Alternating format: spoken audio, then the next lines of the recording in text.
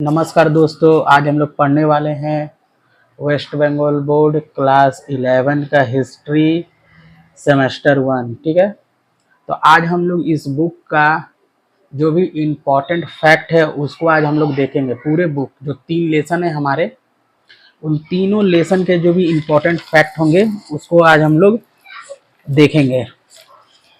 ये जो हमारा कंटेंट है, मतलब विषय वस्तु है, इसको आज हम लोग देखेंगे। जैसे इतिहास को जानना, इसमें जो जो फैक्ट बच गया है उसको हम लोग देखेंगे, जो एग्जाम के दृष्टिकोण से महत्वपूर्ण है। 3 महाद्वीपों में फैला हुआ साम्राज्य, इसको तो मैंने अच्छे से करा दिया है, आप लोग जाके देख लीजिएगा। उसके बाद जो तुलनात्मक अध्ययन है, इसके अंतर्गत जो भी फैक्ट बचे हुए हैं वो भी मैं करा दूंगा। वैसे एक फैक्ट हम लोग 16 महाजन पद है जो उसको हम लोगों ने किया है, वो आप लोग जाकर देख लीजिएगा, उसी एग्जाम में प्रश्न पूछे जाते हैं। तो ये हमारा 1 और 3, इससे हम लोग जो जो फैक्ट बचा हुआ है उसको हम लोग आज कवर करेंगे। तो आइए हम लोग एक एक करके स्टार्ट करते हैं, जो एग्जाम के दृष्टिकोण से काफी महत्वपूर्ण है।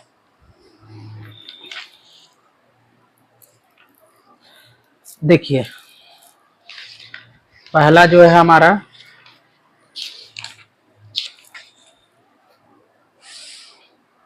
ये जो है हमारा हड़प्पा सभ्यता, ठीक है। और हड़प्पा सभ्यता को ही सिंधु घाटी सभ्यता के नाम से हम लोग जानते हैं। ये हड़प्पा सभ्यता नाम क्यों पड़ा है, आप लोग शायद इसको जानते होंगे कि जो भी उत्खनन के दौरान जो शहर या जो नगर सबसे पहले प्रकाश में आया वो हड़प्पा था, इसीलिए इसका नाम हड़प्पा सभ्यता पड़ा। और सिंधु घाटी सभ्यता इसका नाम इसलिए पड़ा है क्योंकि सिंधु और उनके सहायक नदियों के घाटी में या आसपास जो भी नगर बसे या नगरों का विकास हुआ, उसे हम लोग इसीलिए हम लोग उसे सिंधु घाटी सभ्यता के नाम से जानते हैं। ठीक है, तो ये जो हड़प्पा सभ्यता है, इससे कुछ प्रश्न एग्जाम में पूछे जाते हैं, और ये वाले जो प्रश्न हैं वो आपके जो भी एमसीक्यू है उसमें दिया हुआ नहीं है, तो उसको आज हम लोग देखेंगे। ठीक है, तो देखिए, इसमें जो स्थल, जो सबसे पहले 2 स्थल जो खोजा गया वो हड़प्पा था और मोहनजोदड़ो। यही दो जो शहर है ये खोजा गया। वर्तमान में ये जो हड़प्पा और मोहनजोदड़ो ये पाकिस्तान में चला गया है। ठीक है, तो इसको हम लोग देखेंगे। देखिए, हड़प्पा सभ्यता का जो खोज है वो दयाराम साहनी जी करते हैं, और यहाँ 1922 दिया हुआ, ये गलत है। ठीक है, यहाँ क्या हो जाएगा, यहाँ देखिए, हड़प्पा का जो खोज है,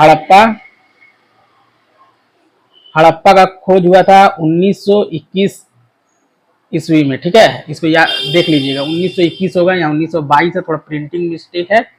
निर्मल प्रकाशन बुक का भी अच्छा बुक है, मगर इसमें थोड़ा सा क्या है कि प्रिंटिंग मिस्टेक होने के कारण वो एरर आ ही जाता है, इसमें कोई बहुत बड़ा इशू नहीं है। तो देखिए, दयाराम साहनी हड़प्पा सभ्यता की खोज कौन करता है, तो दयाराम साहनी कब करता है, ये वाला जान लीजिएगा, 1921 ईस्वी में। ठीक है, तो देखिए, और मोहनजोदड़ो का अर्थ होता है मृतकों का टीला, हम पहले भी कई बार आपको बता चुके हैं।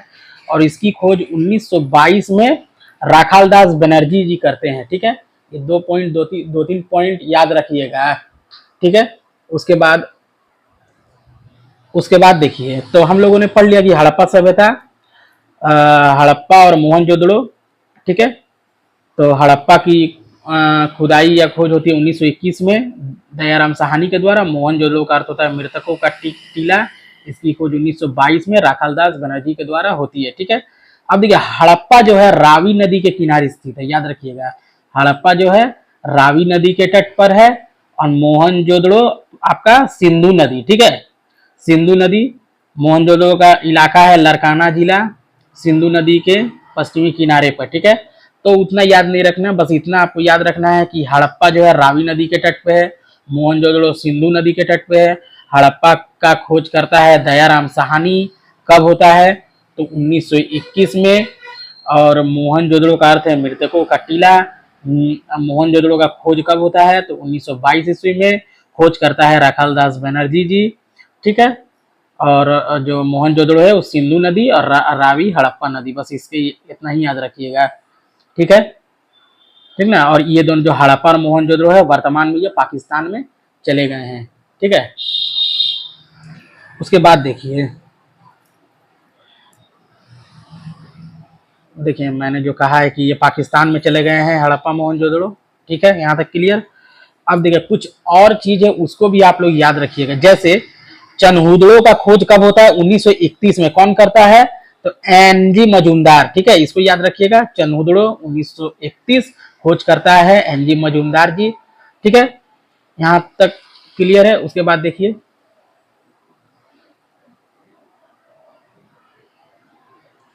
उसके बाद हमारा इंपॉर्टेंट एक और आता है रोपड़, इसको भी याद रखिएगा, यज्ञदत्त शर्मा, ठीक है, रोपड़ की खोज होता है, खोज करता है यज्ञदत्त शर्मा, ठीक है।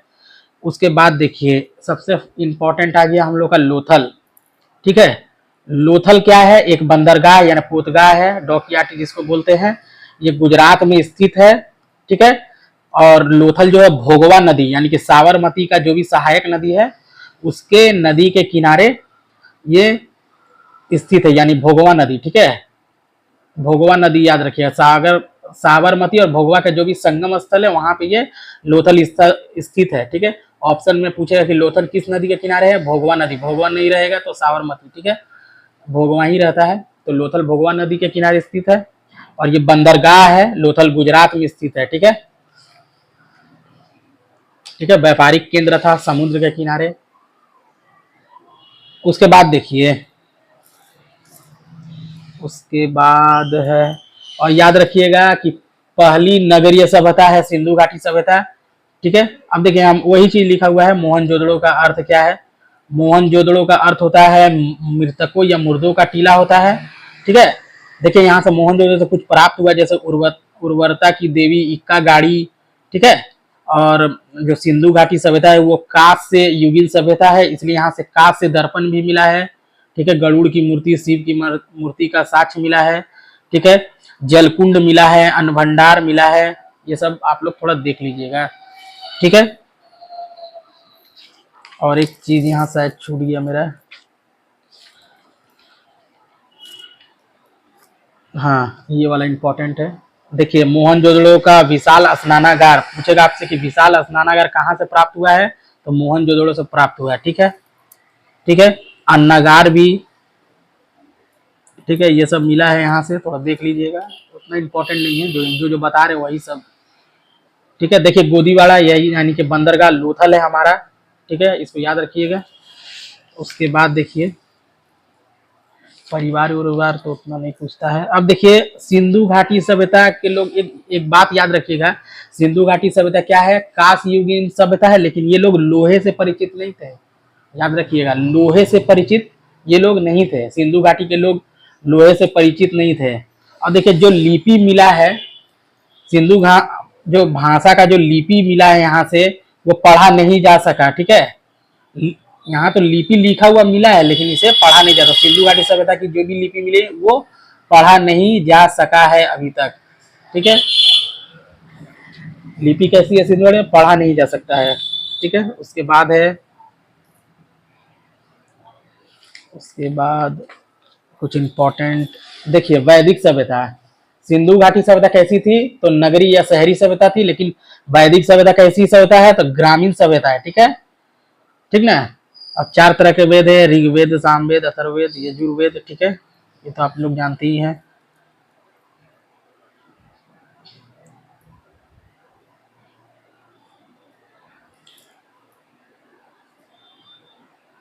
ये सब आदि ऐतिहासिक काल के अंतर्गत आता है, ठीक है। आर्य शब्द का अर्थ होता है श्रेष्ठ यानी कुलीन, ये सब तो आप लोग जानते ही हैं। अब देखिए उसके बाद क्या है,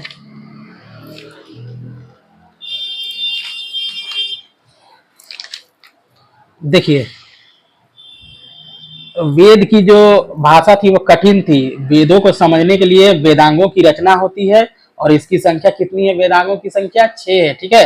कौन कौन? शिक्षा, कल्प, व्याकरण, निरुक्त और छंद एवं ज्योतिष, ठीक है।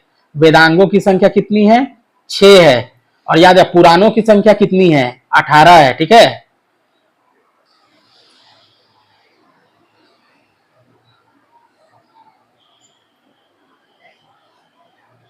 उसके बाद देखिए इंपॉर्टेंट में जैन धर्म की भाषा क्या है? तो प्राकृत है। बौद्ध धर्म की भाषा क्या है? तो पाली है, ठीक है। जैन धर्म की भाषा प्राकृत, बौद्ध धर्म की भाषा पाली, ठीक है, यहाँ तक क्लियर। अब देखिए कौन क्या लिखा है। तो देखिए यहाँ पे विधि की पुस्तक है, ठीक है, जैसे मनु स्मृति हो गया, याज्ञवल्लभ स्मृति हो गया, ठीक है, ये सब सबसे प्राचीन है। उसके बाद ये कौटल्य ने क्या लिखा, तो अर्थशास्त्र लिखा। विशाख दत्त ने क्या लिखा, तो मुद्रा राक्षस लिखा, ठीक है। उसके बाद देखिए वान भट्ट ने क्या लिखा, तो हर्षचरित लिखा। कालिदास की पुस्तक मालविका अग्निमित्र है, ठीक है।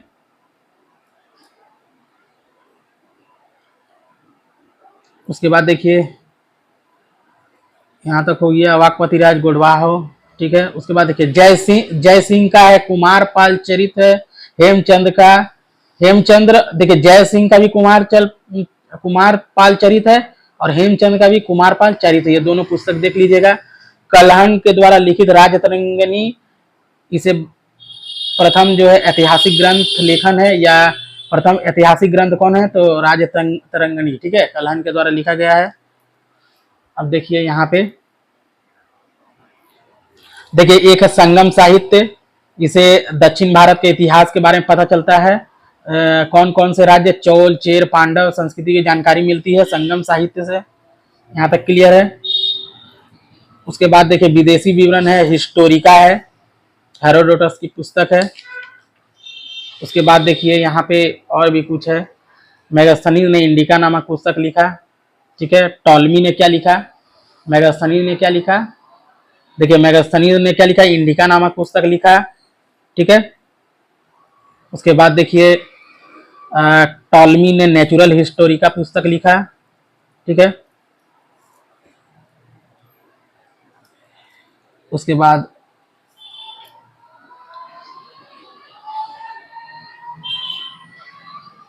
बाद देखिए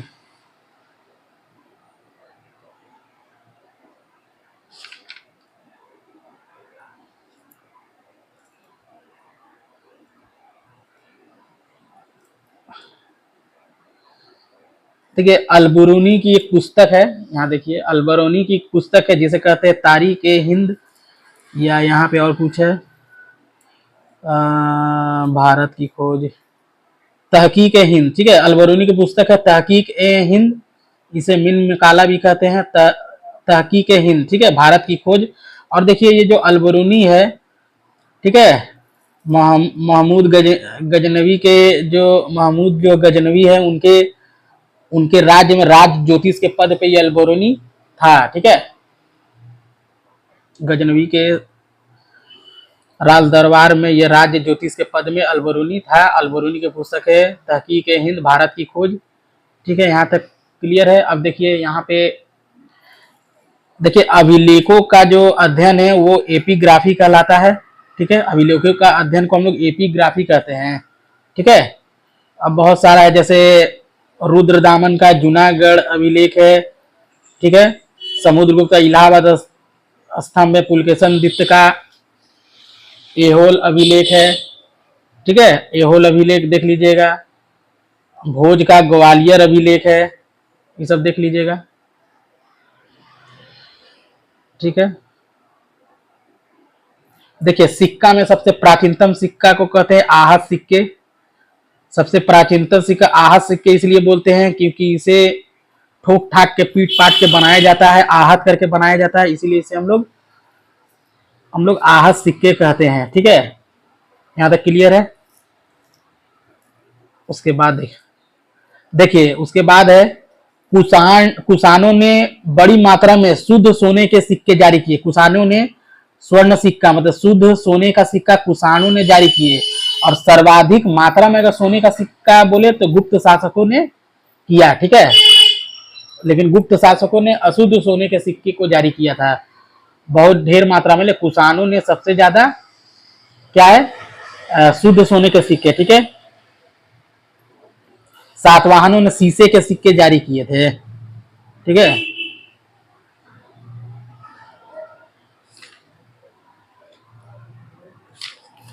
उसके बाद यहाँ पे है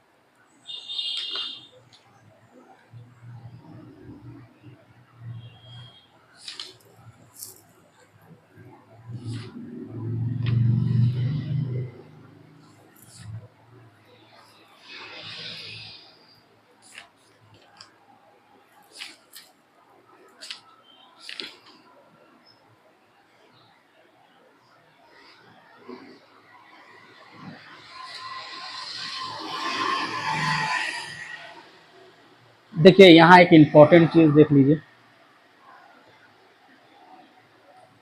देखिए महाभारत का जो है ये पुस्तक संस्कृत में है, इसका फारसी में अनुवाद कौन करता है? तो बदायूनी करता है, रजमनामा के नाम से। ठीक है, महाभारत का जो फारसी में अनुवाद हुआ उसे रजनामा कहते हैं। ठीक है, महाभारत का ही फारसी में अनुवाद रजमनामा है। ठीक है, रामायण का भी फारसी में अनुवाद बदायूनी ने ही किया था। ठीक है, देखिए उसके बाद देखिए इबन बतूता की पुस्तक है रहला। ठीक है,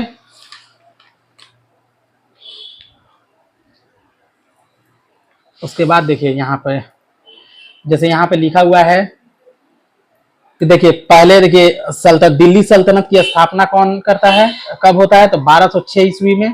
ठीक है, प्लासी का युद्ध कब होता है? तो 1757 ईस्वी में। ठीक है, इसको याद रखिएगा।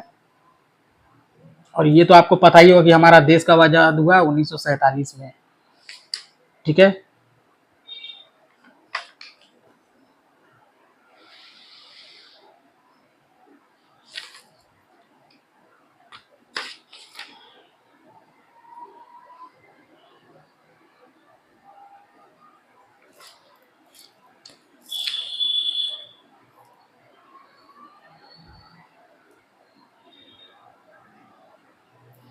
अब देखिए सामंतवाद का उदय कब होता है, इसको भी जान लीजिए। सामंतवाद का उदय मध्य युग, मध्य युग में सावन मैंने 476 में सामंतवाद का उदय होता है। ठीक है, मध्य भारत में, मतलब मध्यकाल के जो युग है, माफ कीजिएगा मैंने मध्य भारत कह दिया, मध्यकाल जो युग चालू होता है उसमें सामंतवाद का उदय होता है। ठीक है, तो सामंतवाद का उदय मध्य युग में।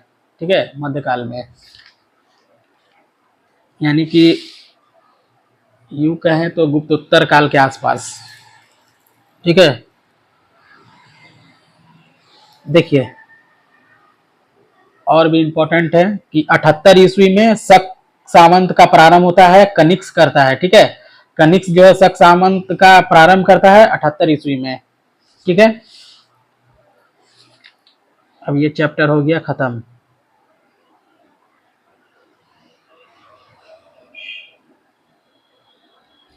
और आपको तो ये सब पता है कि वास्को डी गामा भारत 1498 में आए थे। ठीक है, देखिए लोधी वंश का अंत के बाद मुगल वंश का स्थापना होता है। ठीक है, लोधी वंश में है इब्राहिम लोधी और मुगल वंश के संस्थापक जहीरुद्दीन मोहम्मद बाबर। आगे हम बताएंगे आपको। ये चैप्टर तो कंप्लीट करा ही दिया, जाके देख लीजिएगा दूसरा चैप्टर।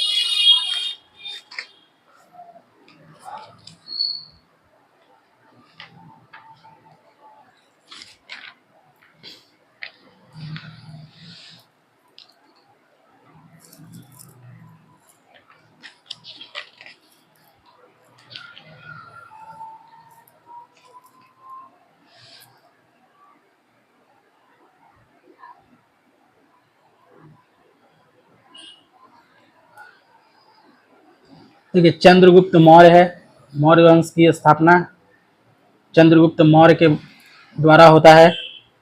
तो कौटिल्य की पुस्तक अर्थशास्त्र, विशाख दत्त की पुस्तक मुद्रा राक्षस, पिलनी, एरियन, स्ट्राबो, जस्टिन के द्वारा क्या है मौर्य साम्राज्य के बारे में जानकारी मिलती है। ठीक है, उसके बाद देखिए जब सिकंदर भारत में आक्रमण किया था, तो घनानंद का समय था, घनानंद के शासनकाल में सिकंदर आक्रमण करता है भारत में। ठीक है, उसके बाद देखिए बिंदुसार है, बिंदुसार को अमित घाट के नाम से जानते हैं हम लोग, इसको याद रखिएगा। चीनी शब्द में उसे बिंदुपाल या बिंदुसार को बिंदुपाल भी कहते हैं। ठीक है, इसके बाद देखिए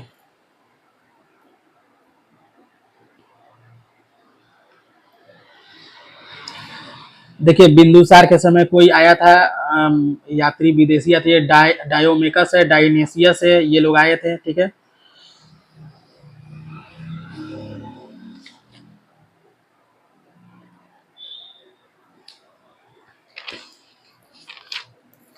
और एक इम्पॉर्टेंट चीज याद रखिएगा, ये अशोक चक्र है। ठीक है, ये अशोक चक्र है।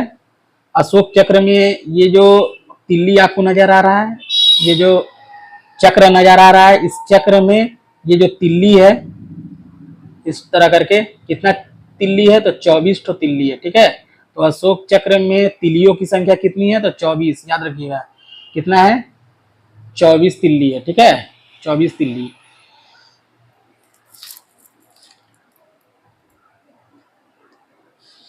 बार बार आ रहा है ये वाला, देख लीजिए। मेगास्थनीज का पुस्तक का नाम इंडिका, कौटिल्य का अर्थशास्त्र। ठीक है, उसके बाद देखिए शुंग वंश का संस्थापक कौन है, तो पुष्यमित्र शुंग। ठीक है, शुंग वंश का संस्थापक पुष्यमित्र शुंग। और अंतिम मौर्य साम्राज्य वेहद्रथ। ठीक है, वेहद्रथ, अंतिम मौर्य साम्राज्य वेहद्रथ। और जो शुंग वंश का संस्थापक पुष्यमित्र शुंग।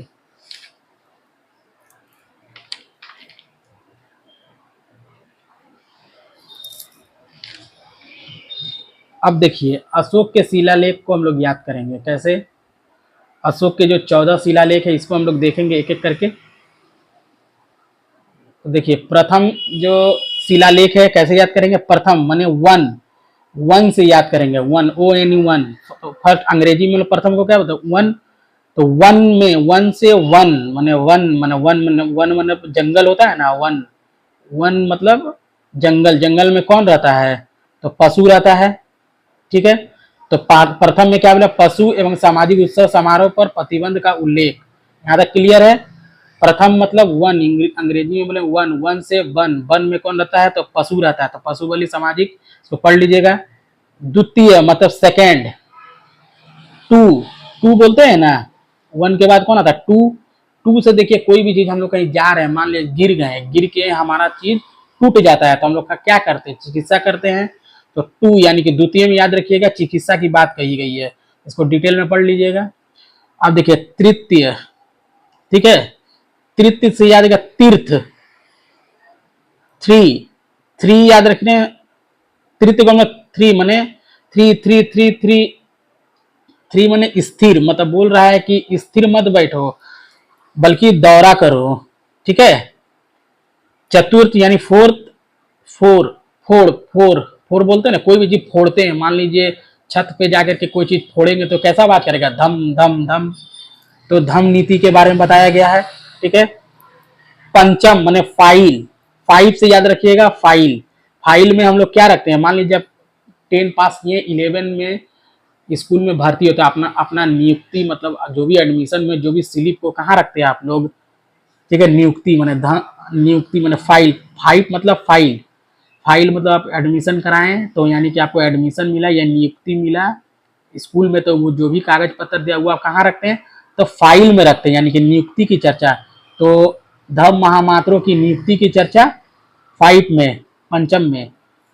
ठीक है, छठा में धम महामात्रों के आदेश। अशोक ने कहा कि राज्य कर्मचारी उनके समय समय पर कार्य करते रहे, ये देख लीजिएगा, छठा नंबर पर लिखा। सातवां, सातवां में सभी संप्रदाय के बीच सहिष्णुता की हान है। आठवां, आठवां का मतलब होता है आठ, एट मतलब आठ, एट मतलब होता है ऐठना, मान ली एट से याद है ऐठना, ऐठो मत तीर्थ यात्रा, यानी कि धर्म तीर्थ यात्रा में चलो, यानी कि तीर्थ यात्रा का उल्लेख, ऐठो मत। ठीक है, ऐठना, एट से याद रखिएगा ऐठना, ऐठो मत यात्रा पे चलो। ठीक है, तो यात्रा का उल्लेख है। ठीक है, नौवा, नाइन, नौ से नाइन, नौ से निंदा नैतिकता। ठीक है, ठीक है, उसके बाद देखिए दसवां, 10 से याद रखिएगा बस, बस हर क्षण प्रजा के बारे में ही सोचते हैं आप, बोलते हैं ना कि बस खाली उसी के बारे में सोचते हैं, तो उसी प्रकार से 10 से याद रखिएगा बस हर क्षण, हर क्षण प्रजा के बारे में ही सोचते हैं। 10 मने बस आप तो सिर्फ हर क्षण प्रजा के बारे में सोचते हैं। ठीक है, 10 से याद रखिएगा बस, बस सिर्फ खाली प्रजा के बारे में सोचते हैं और कोई आपको याद नहीं आता है, तो याद कर लीजिएगा ऐसे। ठीक है, 11वां, 11वां से गिरा, गिरा धम से, तो धम नीति के व्याख्या गिरा धम से याद रखिएगा, एक जगह धम यहाँ भी है और चौथा नंबर में भी धम धम, फोड़ेगा तो धम धम आवाज करेगा, धम नीति। इसको डिटेल में थोड़ा पढ़ लीजिएगा, मैं आपको थोड़ा आसान कर दे रहा हूँ क्योंकि याद नहीं होता, इसलिए मैं आपको आसान से पढ़ा दे रहा हूँ। तो 11 से गिरा, तो कैसे गिरा, तो धम से गिरा, तो धम नीति की व्याख्या, ठीक है। 12वां में है संप्रदाय में सहिष्णुता, सभी संप्रदाय को सम्मान देने का बात है 12वां में। 13वां में तो देखो तेरे साथ, 13वां से याद रखना तेरे साथ, ठीक है। 13वां बहुत इंपॉर्टेंट है, ठीक है। लिखना तेरे साथ कल युद्ध पे चलूंगा, कल युद्ध, कल युद्ध, कल युद्ध माने कलिंग युद्ध, तेरे साथ कल युद्ध पे चलूंगा, तो कलिंग युद्ध, तो कलिंग युद्ध की चर्चा 13वां अभिलेख में, ठीक है। 14 में लिखा हुआ है कि अशोक ने जनता के धार्मिक जीवन सोचने के लिए प्रेरित करता है। तो देखिए 14 से याद रखिए कोई सौदा, 14 से सौदा, 14 से सौदा, कोई सौदा नहीं होगा जनता को धार्मिक जीने के लिए प्रेरित माने करने के लिए, ठीक है। कोई सौदा नहीं होगा धार्मिक जीवन जीने के लिए, ठीक है, या प्रेरित करने के लिए, ठीक है। तो 14 में क्या है, धार्मिक जीवन जीने के लिए प्रेरित, ठीक है। तो 14 से याद है सौदा, कोई भी सौदा नहीं होगा जनता को धार्मिक जीवन जीने के लिए, ठीक है। याद कर लिए इसको, आप लोग एक बार देख लीजिएगा, इसको अच्छे से याद हो जाएगा मैंने जो कहा है, ठीक है। देखिए उसके बाद क्या है, यहां तक हो गया कंप्लीट।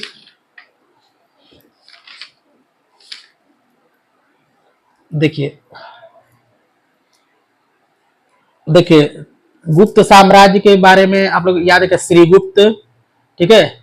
गुप्त वंश का संस्थापक कौन है, श्रीगुप्त है, ठीक है। और याद रखिएगा श्रीगुप्त के उत्तराधिकारी, गुप्त साम्राज्य का जो संस्थापक वो श्रीगुप्त है, ठीक है। चंद्रगुप्त प्रथम था जिसने महाधीराज की उपाधि धारण की, ठीक है।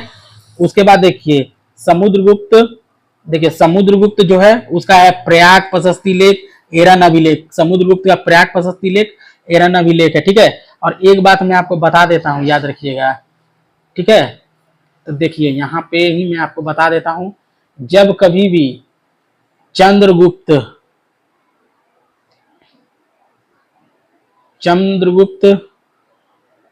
ठीक है, और एक होता है देखिए चंद्र, यहाँ पे लिखा हुआ है देखिए चंद्रगुप्त प्रथम, लिखा हुआ है चंद्रगुप्त प्रथम। देखिए चंद्रगुप्त मौर्य जो है वो मौर्य वंश का है, लेकिन चंद्रगुप्त प्रथम जहां लिखा रहेगा याद रखिएगा, चंद्रगुप्त प्रथम, चंद्रगुप्त द्वितीय, चंद्रगुप्त तृतीय, चंद्रगुप्त चतुर्थ, ये जब रैंकिंग होगा प्रथम द्वितीय तृतीय तो वो गुप्त साम्राज्य का शासक होगा, ठीक है। तो कैसे याद रखिएगा, तो चंद्र बिंदु, चंद्र बिंदु को हमेशा याद रखिएगा, चंद्र बिंदु यानी चंद्र बिंदु से याद रखिएगा, चंद्र बिंदु जहां होगा मतलब कहने होगा चंद्र गुप्त मौर्य बिंदुसार, ठीक है। उसके बाद देखिए, और ये जो चंद्रगुप्त मौर्य किसका शासक होगा, चंद्र मौर्य वंश का, लेकिन चंद्रगुप्त प्रथम द्वितीय किसका, कौन सा शासक है, तो गुप्त साम्राज्य का शासक है। जहां रैंकिंग होगा समझ जाइए चंद्रगुप्त लिख करके आके रैंकिंग होगा जहां पहला दूसरा तीसरा तो वो गुप्त साम्राज्य का होगा, चंद्रगुप्त मौर्य मौर्य वंश का, यहाँ तक क्लियर है ना। उसके बाद देखिए 16 महाजनपद तो मैंने पढ़ा ही दिया।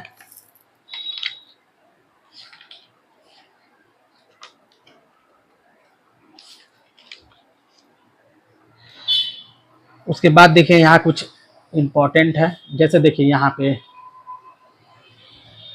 जैसे यहाँ पे देखिए ऋतु संहारम, देखिए ऋतु संहारम, मेघदूत, कुमार संभव, रघुवंश, मालविका अग्निमित्र, अभिज्ञान शकुंतलम, विक्रम वर्षियम, ठीक है। ये सबको क्या करेंगे हम लोग, ये कालिदास द्वारा लिखा गया है, तो इसको याद कैसे करेंगे, तो लिखिए मेघ ऋतु, मेघ ऋतु, मेघ ऋतु, ऐसे याद करिए मेघ ऋतु।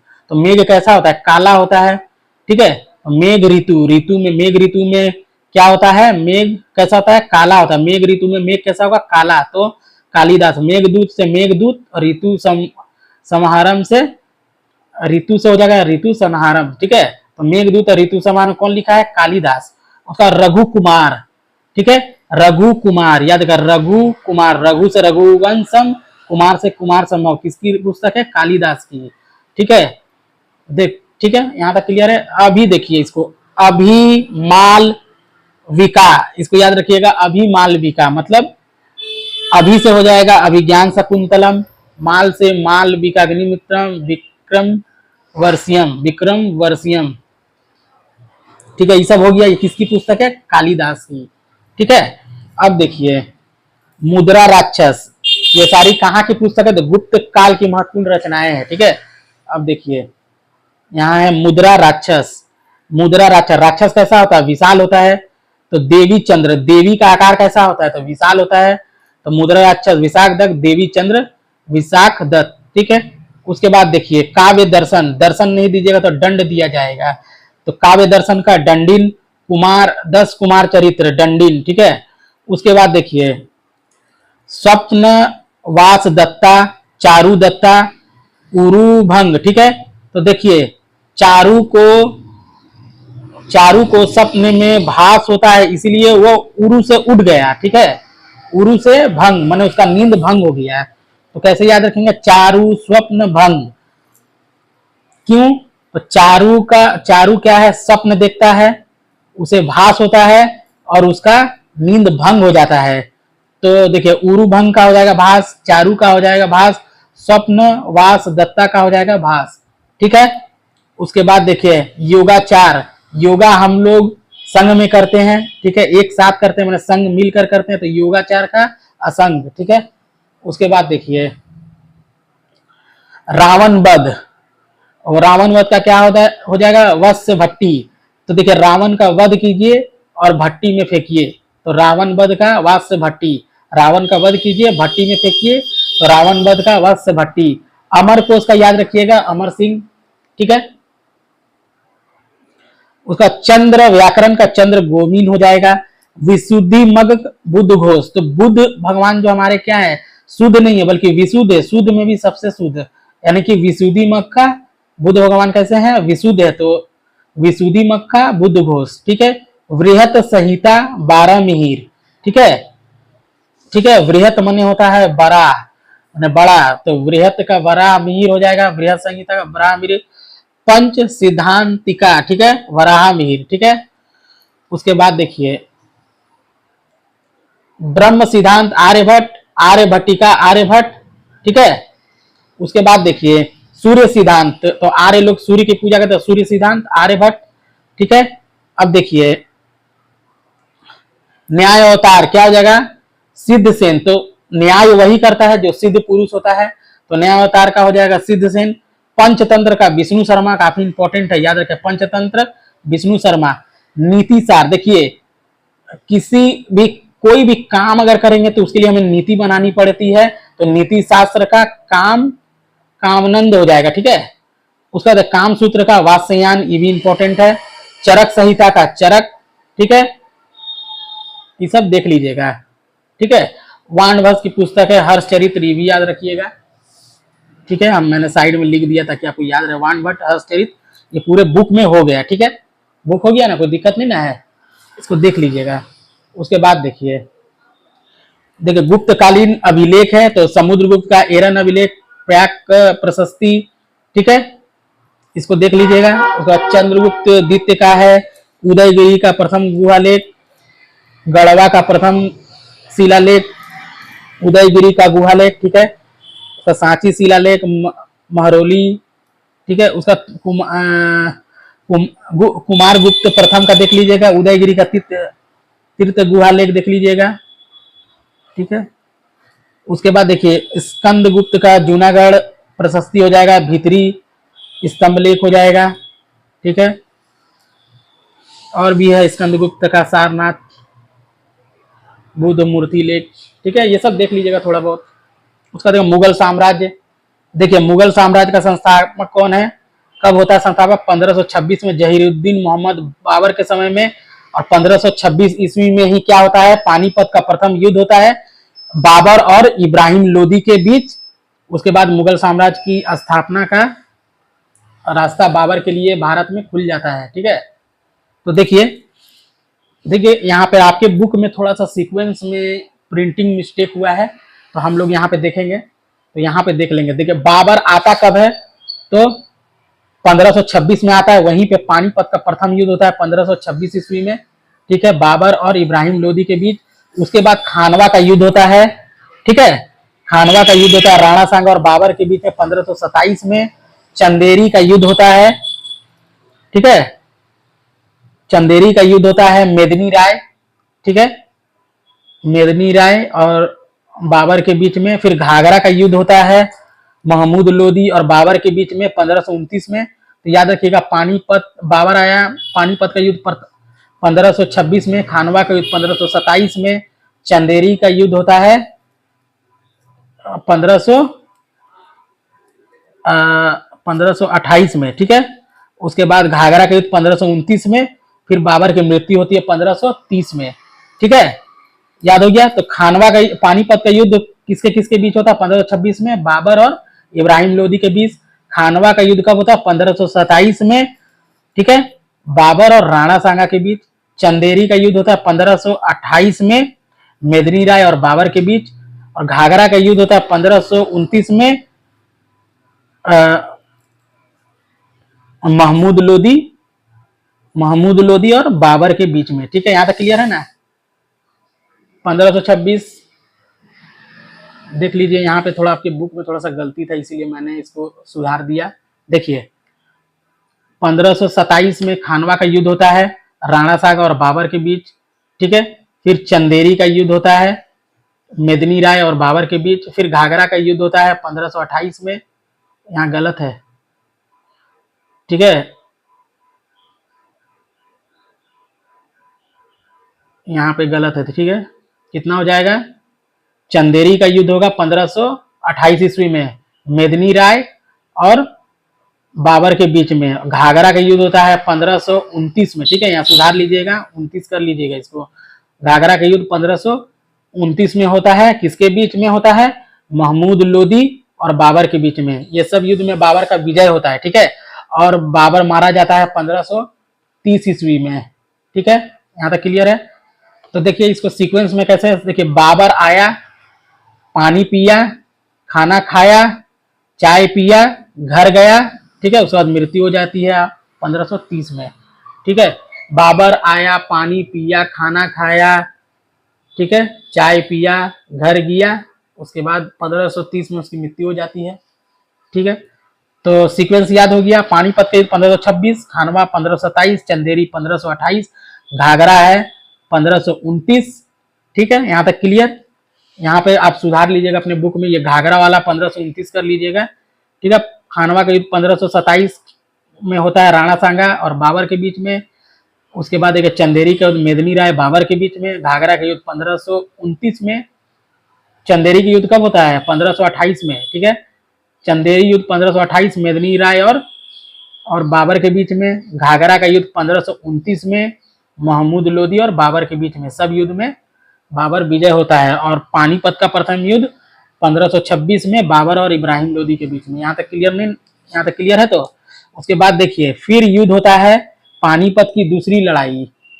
पानीपत की दूसरी लड़ाई 1556 में शेर शाह के वंशज, ठीक है, यानी कि हेमू के बीच में और अकबर के बीच में होता है, ठीक है, अकबर के बीच में और हेमू के बीच में, यानी कि शेर शाह के वंशज होते हैं। 1556 में पानीपत का दूसरा लड़ाई। पहला लड़ाई तो आपको मालूम है 1526, उसके बाद 1556 में, ठीक है, यहाँ तक क्लियर। उसके बाद देखिए यहाँ पे कुछ इंपॉर्टेंट है, इसको देख लीजिएगा, ठीक है। जहांगीर के दरबार में जो चित्रकार रहते थे उसमें सबसे इंपॉर्टेंट है और सबसे महत्वपूर्ण है मनोहर और मंसूर, ठीक है। अब्बुल हसन भी रहते थे, फारूक बेग भी, दौलत भी, ठीक है, विशन दास, ये लोग चित्रकार थे, लेकिन सबसे इंपॉर्टेंट मनोहर और मंसूर है, ठीक।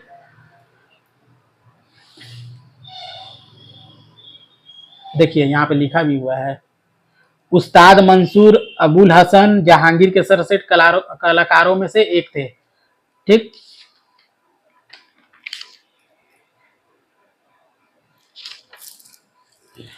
उसके बाद ये सब तो आप लोगों ने किया ही है कि बाबर का रचित है तुजू के बाबरी, ठीक है, बाबर रचित तुजू के बाबरी है। जहांगीर रचित तुजू के जहांगीरी है। अबुल फजल रचित अकबरनामा है, ठीक है। आईने अकबरी के लेखक कौन है? अच्छा, अबुल फजल ने क्या क्या लिखा है? तो देखिए, अबुल फजल ने अकबरनामा और आईने अकबरी दोनों ही लिखा है, ठीक है। उसके बाद देखिए, गुलबदन गुलबदन ने क्या लिखा है? तो हुमायूं नामा लिखा है, ठीक है। बदायूनी ने क्या किया है? रामायण रामायण का। और फैजी ने लीलावती का फारसी में अनुवाद किया है। यहाँ तक क्लियर। देखिए, तुलसीदास ने रामचरितमानस लिखा है। तुलसीदास जो अकबर के समकालीन थे, ठीक है। और रामचरितमानस संस्कृत में लिखा हुआ है, ठीक है। ठीक है, यहाँ तक सब क्लियर हो गया।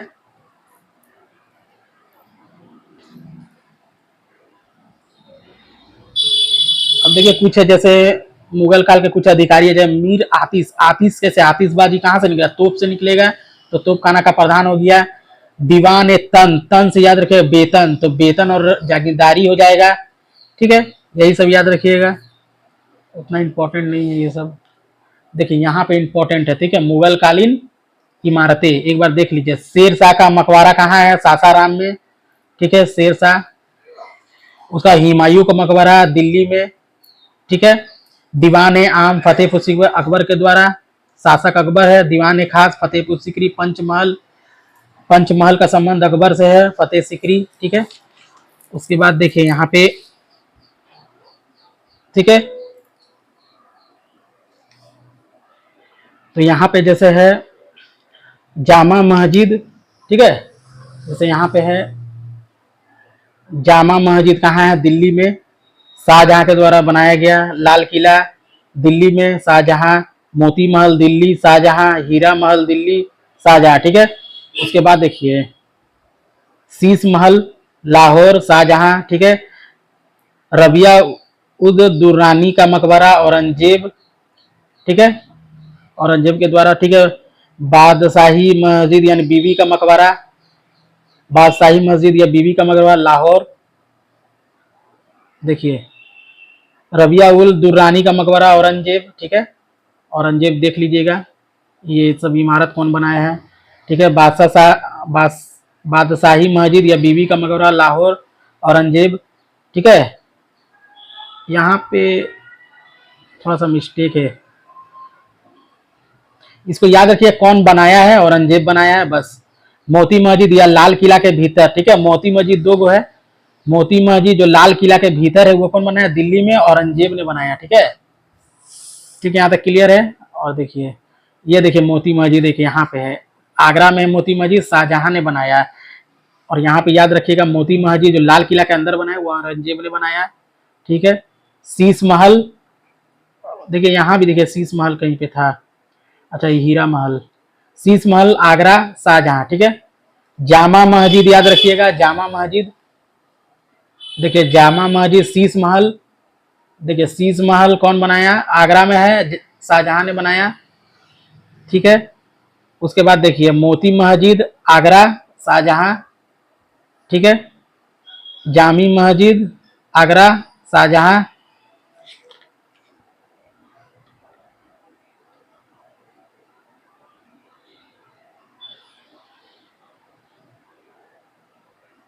देखिए जामा मस्जिद, ठीक है। जामा मस्जिद फतेहपुर सीकरी अकबर ने बनाया, ठीक है।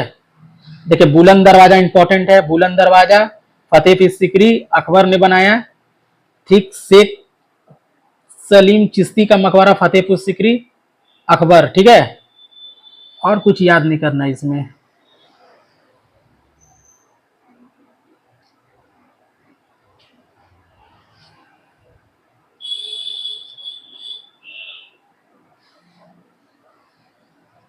एक तो ये वाला थोड़ा सा देख लिया, रोहतासगढ़ का किला, शेरशाह, ठीक है।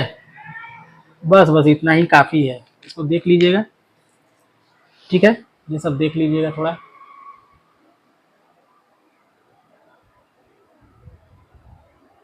ठीक है। ये सब थोड़ा सा देख लीजिएगा।